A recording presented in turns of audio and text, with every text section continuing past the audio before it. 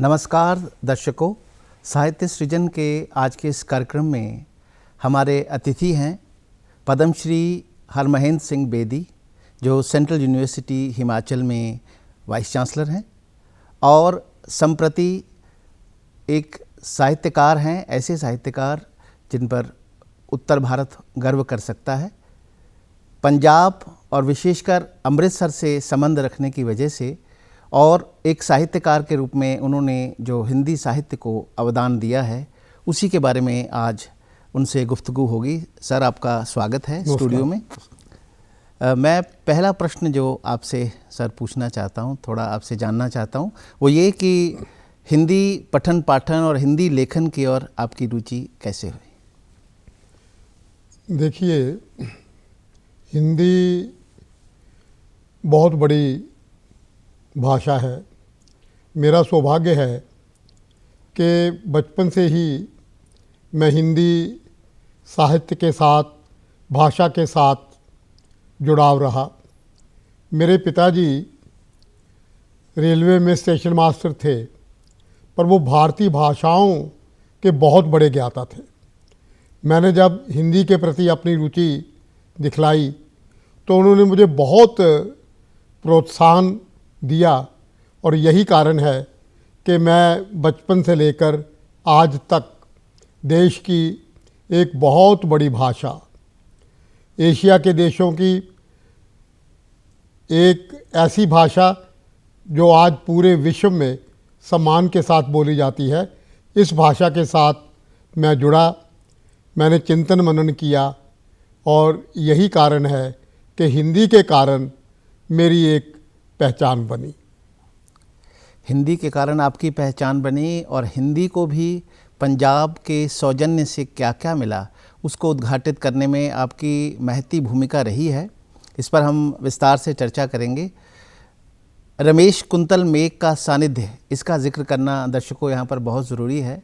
Ramesh quintal मेघ के यशस्वी शिष्यों में हरमहेंद्र सिंह बेदी जी का नाम आता है और मैं ख़ास तौर पर इस बात का जिक्र करना चाहूँगा कि जब पंजाब में काला दौर था, जब सांप्रदायिक वातावरण था, जिसे हम कहते हैं कि आतंकवाद का दौर था, उस दौर में अमृतसर जिसे कहिए कि गढ़ है जो पंजाब का, वहाँ पर हिंदी और पंजाबी के पुल जिन्होंने बनाए, हिंदी और पंजाबी को जोड़कर जिन्होंने रखा और हिंदी और पंजाबी के माध्यम से भारतीय संस्कृति को जिन्होंने जीवंत किया, उसमें रमेश कुंतल मेघ और उनके यशस्वी शिष्य हरमहेंद्र सिंह बेदी को भी एक श्रेय योगदान जाता है।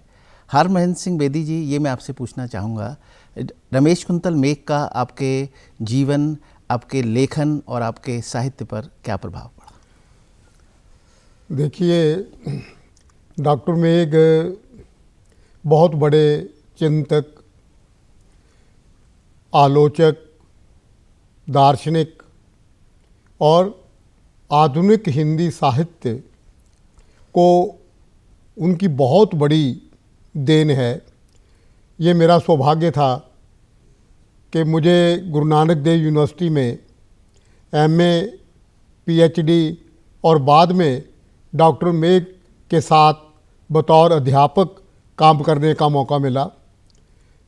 मैंने डॉक्टर रमेश कुंतल मेघ से केवल हिंदी साहित्य ही नहीं पढ़ा, बल्कि भारतीय भाषाओं का एक जो बहुत बड़ी भूमिका है, उसके बारे में भी उनका आशीर्वाद मुझे प्राप्त हुआ।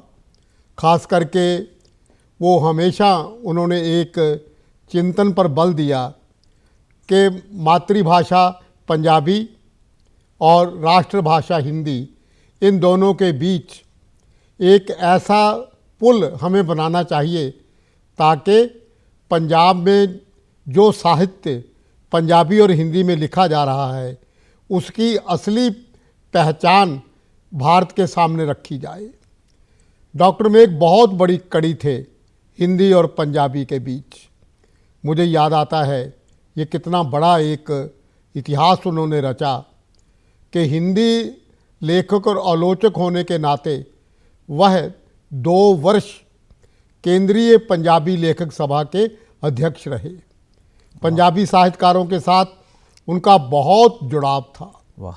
यही कारण है कि गुरु नानक देव यूनिवर्सिटी में हिंदी विभाग में सबसे ज़्यादा पंजाबी के चिंतक, पंजाबी के साहित्यकार, पंजाबी के कवियों का आना जाना होता था। और डॉक्टर मेघ के साथ उस विचार विमर्श में मैं भी जब शामिल होता था तो मुझे भी सच्ची बात यह है कि माँ बोली की अहमियत का पता चला। और बाद में उनके आशीर्वाद से मैंने हिंदी और पंजाबी के संबंधों को समझा, और उसी संबंधों के कारण मैंने खुद भी काम किया और अपने शिष्यों से भी पंजाब के हिंदी साहित्य, गुरमुखी लिपि में उपलब्ध जो पंजाब का हिंदी भक्ति साहित्य है उस पर अनुसंधान उनसे भी करवाया।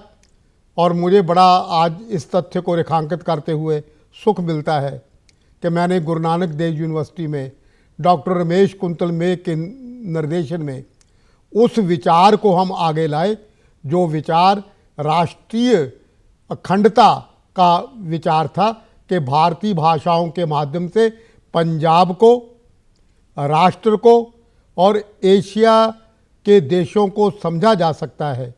और यही कारण हुआ कि पंजाब, खास करके गुरु नानक देव यूनिवर्सिटी का हिंदी विभाग पंजाबी संस्कृति का, पंजाबियत का, पंजाबी भाषा का हिंदी के साथ एक बहुत बड़ा केंद्र बनकर उभरा। आज भी पूरा भारत हिंदी के साहित्यकार डॉक्टर मेघ को याद करते हैं कि उन्होंने पंजाबी साहित्य की परंपरा से हिंदी भाषी लोगों को परिचित करवाया। बहुत खूब सर। मैं एक और बात जो मैं यहाँ आपसे पूछना चाहता हूँ उसका संदर्भ यह है कि पंजाब के हिंदी साहित्य की जब बात होती है, पंजाब के हिंदी साहित्य में आपके अवदान की जब बात होती है तो विशेषकर संत साहित्य की बात होती है। पंजाबी साहित्य के इतिहास का आपने अभी जिक्र किया और आपके शिष्यों के माध्यम से आपने इस बारे में जागरूक किया पूरे पंजाब को भी और देश को बताया कि पंजाब भले ही आज के संदर्भ में हम उसे अहिंदी भाषी क्षेत्र कहें पर ये आर्य क्षेत्र है। मैं तो मानता हूँ हिंदी संस्कृत इसी क्षेत्र में पनपी, तो इसलिए इसको हम अहिंदी भाषी तो ना कहेंगे, लेकिन वर्तमान संदर्भ में बात सही है।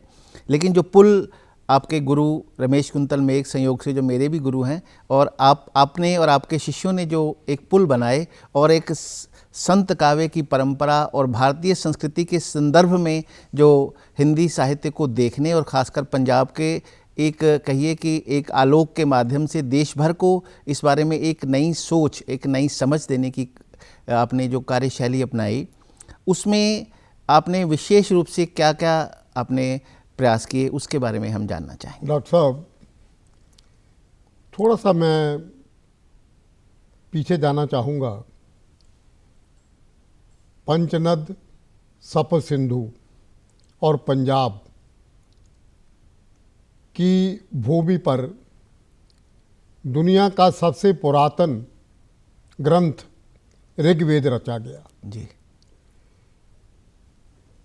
पाणिनि संस्कृत के पहले व्याकरण के आचार्य, उन्होंने अष्टाध्यायी संस्कृत का पहला व्याकरण पंजाब की धरती पर रचा। पाणिनि पेशावर के रहने वाले थे और पेशावर पंजाब का हिस्सा था। जी जी।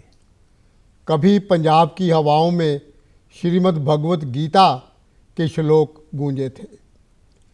इस परंपरा को अगर मैं हिंदी साहित्य, पंजाब के हिंदी साहित्य के संदर्भ में देखूं तो बहुत रुचिकर तथ्य मेरे सामने है। हिंदी साहित्य के इतिहास का श्री गणेश चंद बरदाई से होता है। 10वीं शताब्दी के वो कवि थे। पृथ्वीराज रासो, उन्होंने पहला महाकाव्य लिखा और चंद बरदाई लाहौर के रहने वाले थे। जी। पंजाब से ही हिंदी साहित्य की कहानी शुरू होती है और यहाँ पर सिद्धों, नाथों, योगियों ने बहुत सारा साहित्य लिखा। आदिकाल में 21 सिद्धनाथ योगी ऐसे हैं जिनका संबंध पंजाब के साथ है। जी। एक बड़ी सामने है हमारे उदाहरण कि जलंधर नाथ, जिनके नाम पर जलंधर शहर बना, वो यहाँ के बहुत बड़े योगी थे और उन्होंने 70 से ऊपर ग्रंथ हिंदी भाषा में पंजाब में रहकर लिखे। जी। मेरे सामने श्री गुरु ग्रंथ साहब है। श्री गुरु ग्रंथ साहब में 36 बाणीकार हैं, 6 गुरु साहबान और 30 भारतीय हिंदी भाषा के बहुत बड़े महापुरुषों की वाणी का ये पवित्र ग्रंथ संग्रह है। जी। कबीर साहब, रविदास जी, जयदेव, जी। संस्कृत के बहुत बड़े रचनाकार, उन्होंने गीत गोविंद लिखा, गुरु ग्रंथ साहब में उनकी वाणी दर्ज है। जी। स्वामी रामानंद, भक्ति साहित्य के बहुत बड़े आचार्य, स्वामी रामानंद के शब्द गुरु ग्रंथ साहब में हैं। जी। और 30 कवि, कबीर साहब की सर्वाधिक प्रमाणक वाणी श्री गुरु ग्रंथ साहब में है। जी। जी। जी। तो 1604 में 5वें गुरु ने, गुरु अर्जन देव जी ने अमृतसर की पावन धरा के ऊपर श्री गुरु ग्रंथ साहब का संपादन किया और भारतीय संस्कृति और भारतीय भाषाओं का ये पहला प्रमाणक ग्रंथ पंजाब की धरती पर गुरु साहब के आशीर्वाद से उसका संपादन हुआ। जी।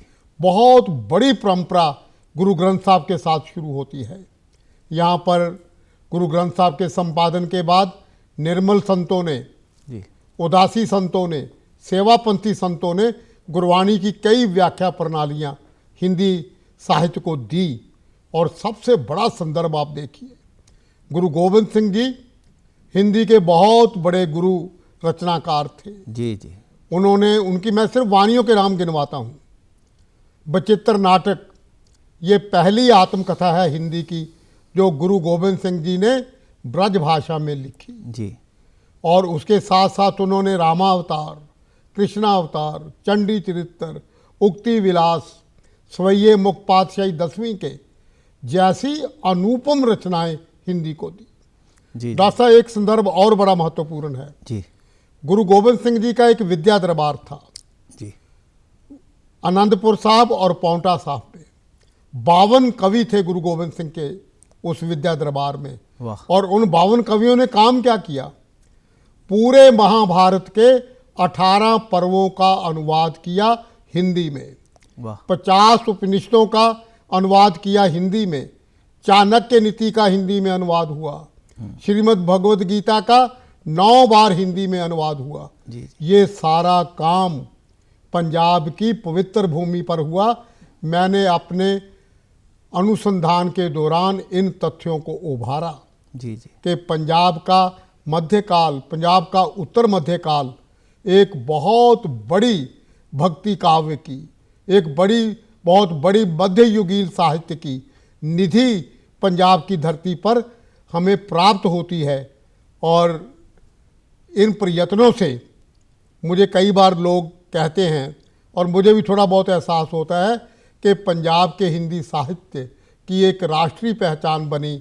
और पंजाब के हिंदी साहित्य की चर्चा कभी इलाहाबाद यूनिवर्सिटी में होने लगी, कभी बनारस में, और कभी जो अन्य प्रांत हैं उनके विश्वविद्यालयों में पंजाब के हिंदी साहित्य की ओर ध्यान गया।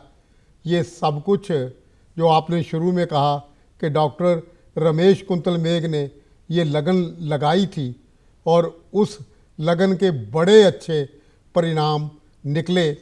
और वो आज तक पंजाब का चाहे आधुनिक हिंदी साहित्य है मैं बात करूँगा, वो भी पंजाब की धरती पर अनेकों कवियों, साहित्यकारों, कथाकारों के द्वारा एक नई चेतना हिंदी साहित्य में लेकर पंजाब आया। जी। जी, सही फरमाया आपने। मैं ख़ास तौर पर जिक्र करूंगा गुरु गोविंद सिंह जी के उस प्रसिद्ध शब्द का, उद्बोधनात्मक है कि देह शिवा वर मोह यह शुभ कर्म न तय कबहू न टरो। मैं बार बार कक्षाओं में भी कहता रहा हूँ और मैं महसूसता भी हूँ, ये विशुद्ध ब्रज का एक बहुत प्रत्यक्ष उदाहरण है। ऐसी विशुद्ध ब्रज, ऐसी साहित्यिक ब्रज बड़े बड़े ब्रज के रचनाकारों में भी नहीं मिलती। ये उनकी महानता है और आपने इसको उजागर किया है। एक और बात मैं विशेष रूप से कहना चाहता हूँ, वो ये कि एक बार भारतेंदु हरिश्चंद्र ने कहा था कि इन मुस्लिम हरिजनन पर कोटिन हिंदुन वारिये। बड़ा दुर्भाग्य रहा है देश का कि भाषाओं को अक्सर धर्मों के साथ जोड़ा जाता है। भाषाओं को संप्रदायों के साथ जोड़ा जाता है। और मुझे बड़ी प्रसन्नता है कि आपने इस मिथक को तोड़ा है। एक सिख परिवार में जन्म लेकर एक साहित्यकार के रूप में, एक हिंदी के प्रेमी के रूप में और एक रचनाकार के रूप में आपने जो लक्ष्य प्राप्त किए हैं, गुरु की भी उसमें योगदान रहता है, लेकिन अंतः जो चेष्टा है और अंतः जो स्फुरण है वो भी एक चीज़ का नाम है। तो आपने हर तरह से हिंदी को जो अवदान दिया है, हमें सबको आप पर अति गर्व है एक हिंदी प्रेमी के रूप में, क्योंकि भाषा तो माँ होती है, भाषा सबकी होती है। भाषा को किसी धर्म विशेष से, जाति विशेष से, संप्रदाय विशेष से और प्रदेश विशेष से जोड़ना कोई बहुत अच्छी कोई परंपरा नहीं है। आपने उस मिथक को तोड़ा है और आपने दिखाया है कि हिंदी को कहाँ तक और किस हद तक आपने पहुंचाया है, और ख़ासकर संत साहित्य के परिप्रेक्ष्य में हिंदी साहित्य लेखन और पंजाब के हिंदी साहित्य का जो योगदान है। तो सर, मैं एक आपसे ये और मेरा प्रश्न है कि आपकी पीएचडी का जो विषय रहा हिंदी साहित्य का लेखन में पाश्चात्य जो सूत्र हैं उनकी बात थी, और जब आपने अपनी डीलिट किया तो उसमें बनारस हिंदू विश्वविद्यालय से, तो उसमें आपने ख़ास तौर पर पंजाब के हिंदी साहित्य के अवदान की बात की। तो इन दोनों के बीच में तारतम्य कैसे बैठाया, क्योंकि दोनों एक, हालांकि हिंदी के ही विषय हैं लेकिन दोनों अलग अलग विषय हैं। नॉर्मली पीएचडी और डीलिट के विषय जोड़कर लोग देखते हैं, आपने अलग से देखा, इसके पीछे क्या कारण रहा? कि हिंदी साहित्य इतिहास लेखन में ईसाई मिशनरियों की बहुत बड़ी भूमिका रही है जी। अगर मैं कुछ नाम, आप भी जानते हैं, गारसांदा तासी ने हिंदी साहित्य का इतिहास लिखा जी। एफ.ई. की ने ए स्केच ऑफ हिंदी लिटरेचर लिखा जी। तो मेरे सामने एक सवाल ये था कि जो पश्चिम के साहित्यकार हैं, ईसाई मिशनरी यहाँ पर आए और उन्होंने हिंदी भाषा और साहित्य को लेकर अपने उद्गार अभिव्यक्त किए, क्या वो उद्गार किस सीमा तक हिंदी साहित्य को प्रभावित कर पाए और अंग्रेज़ी में लिखे हुए ये सारा साहित्य किस तरह से एशिया के देशों के सामने पहुंचा? जी। तो मैंने पश्चिम के इन चिंतकों के आधार के ऊपर कि हिंदी साहित्य की कैसा तस्वीर उन्होंने हमारे सामने रखी जी, तो इस काम पर भी बाद में काफ़ी लोगों का ध्यान गया, और मेरे थीसिस के बाद ऐसे डायरेक्ट अनुसंधान भी हुए कि ईसाई मिशनरियों की हिंदी साहित्य को देन। जी। पंजाब से संबंधित मेरा जो डीलिट का कार्य था उसमें मैंने एक, यहाँ पर बहुत सारा ऐसा साहित्य है, लिपि गुरमुखी है, भाषा हिंदी है जी। हिंदी जगत उससे अपरिचित रहा जी। और जब मैंने काम करना शुरू किया तो मुझे लगा ये तो हिंदी साहित्य इतिहास का बहुत बड़ा हिस्सा जो पंजाब की भूमि पर लिखा गया, हिंदी के विद्वान उससे अनजान हैं। कारण दो थे कि जो हिंदी के विद्वान थे वो ब्रजभाषा तो जानते थे, अवधी तो जानते थे, गुरुमुखी लिपि का ज्ञान नहीं था। जी जी जी। और जिन पंजाबी विद्वानों का गुरुमुखी लिपि में, पंजाबी साहित्य में बहुत बड़ा नाम था, वो हिंदी में ब्रज और अवधी की परंपरा से अपरिचित थे।